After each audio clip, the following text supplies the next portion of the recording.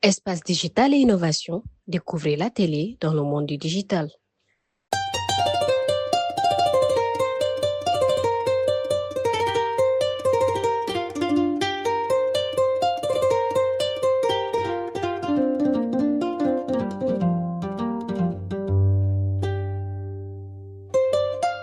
L'objectif de cette journée, c'est vraiment d'orienter vraiment les inspecteurs, les points focaux nutrition et les points focaux genre de la région médicale sur le PV et la sensibilisation qui tourne autour du programme élargi de vaccination au niveau de la région.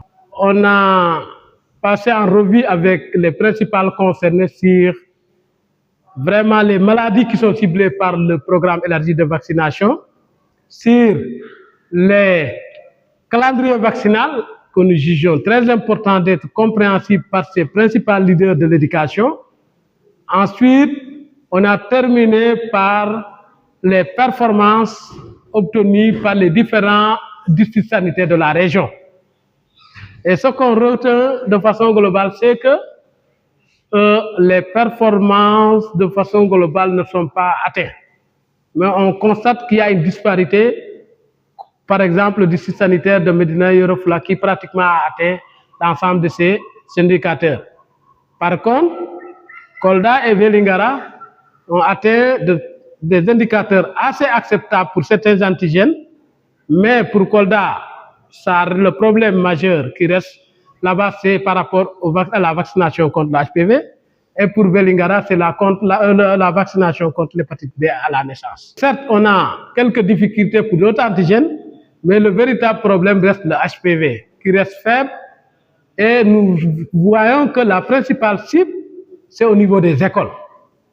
Les enseignants étant les principaux partenaires de la santé, avec lesquels on a fait une longue lutte, c'est dans ce sens qu'on a pris cette initiative d'avoir cette journée qui permettrait une capacitation de ces leaders qui, jusqu'au niveau périphérique, vont multiplier ces informations et peut-être cela pourrait contribuer à l'adoption des populations, à l'adhésion de ce vaccin contre le cancer de col de l'utérus.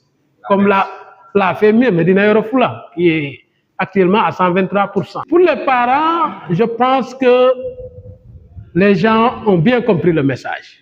Au retour dans leur zone respective, ils auront des séances de travail qu'ils feront avec les principaux parents d'élèves pour qu'ils puissent, à l'aide des supports que les gens vont amener vers eux, qu'ils puissent vraiment adhérer massivement à la vaccination dans sa globalité, mais surtout au HPV, qui reste un défi au niveau de la région. Je vous remercie, vous la presse. Je pense qu'aujourd'hui, quand on est là aujourd'hui, c'est grâce à l'appui que vous faites et à la visibilité que vous faites pour nous. Mais félicitez aussi le secteur de l'éducation. Moi, j'ai l'habitude de le dire. Et on a, depuis très longtemps qu'on a cheminé ensemble. Et quand on fait recours à eux, le plus souvent, on a des solutions idoines. En tout cas, remercier tout le monde et remercier la presse qui ne cesse de nous accompagner. Je pense que Kolda est visible dans ce qu'ils sont en train de faire et c'est grâce à vous. En tout cas, souhaiter vraiment tout un chacun au retour qu'il puisse être le véritable relais pour que les objectifs visés soient atteints. C'est une activité, une session d'orientation qui parle un peu du programme élargi de vaccination au niveau global, mais en mettant l'accent sur la vaccination contre le HPV.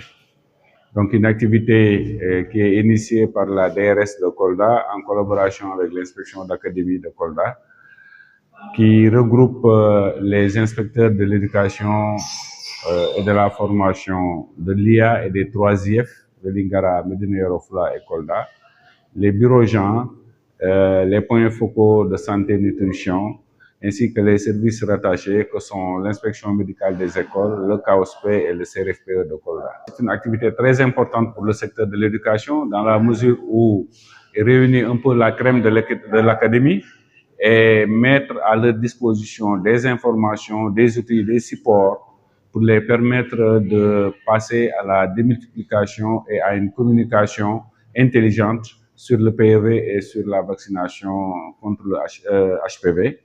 Donc, c'est aussi une opportunité qui est offerte au système éducatif d'apporter une fois de plus sa contribution dans la prévention des maladies de manière générale, mais surtout dans la prévention du cancer du col de l'utérus qui touche les femmes. Et dans le cadre de la prévention, donc c'est les enfants, les filles de 9 à 14 ans qui sont ciblées. On sait que ces filles se retrouvent en majorité dans nos écoles.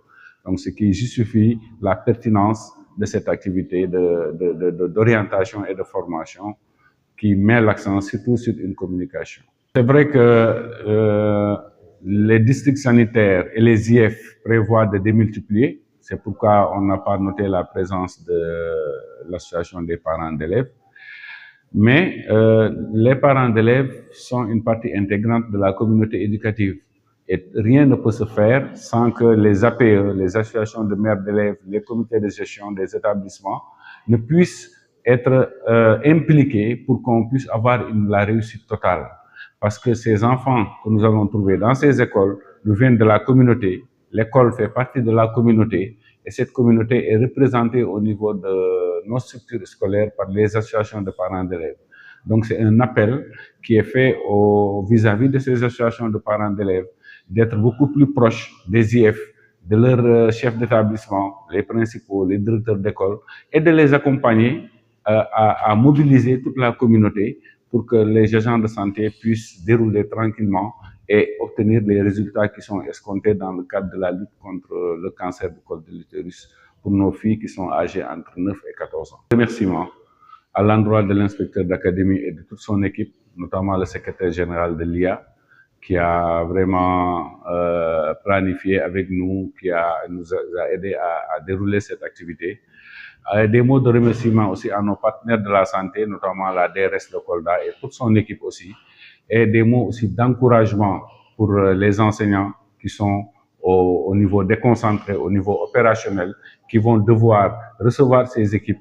Des mots d'encouragement pour accompagner vraiment les équipes des différents districts sanitaires et des postes de santé pour qu'on puisse atteindre ensemble les objectifs qui sont assignés par le programme élargi de vaccination et dont nous avons aussi une partition importante à jouer. C'est une journée de partage et d'orientation des acteurs de l'éducation sur le programme élargi de vaccination, notamment sur donc le col de l'utérus, le cancer du col de l'utérus, qui est en train de faire donc des ravages au sein donc de notre société. Donc, une collaboration est née et renforcée entre l'éducation et la santé afin donc de mieux atteindre les cibles et de pouvoir booster un peu donc les statistiques dans le domaine de l'atteinte des indicateurs. Il a été constaté que le ministère de la Santé peine donc nécessairement à satisfaire certains des indicateurs à cause de la réticence constatée au sein de la communauté. Or, la cible principale, c'est entre 9 ans et 14 ans. Cette cible étant à l'école, donc le ministère a jugé nécessaire de s'appuyer sur le MEN, sur le ministère de l'Éducation nationale, afin donc de pouvoir mieux atteindre cette cible et de pousser surtout les jeunes filles de 9 à 14 ans à aller donc se faire vacciner. C'est important. Ce vaccin n'est pas peut-être à acheter, c'est gratuit. Et c'est à partir de 9 ans que la fille peut le faire. Et c'est en 2 doses. Une première dose peut être prise à 9 ans et 6 mois après, une seconde dose doit être prise. Et du coup, à 90%, la fille est donc protégée contre le cancer de l'utérus. Le KOSP, en tant qu'acteur et pratique de l'académie, participerait naturellement à la sensibilisation et aussi donc à encourager les parents donc à laisser les enfants se faire vacciner. Espace digital et innovation, découvrez la télé dans le monde du digital.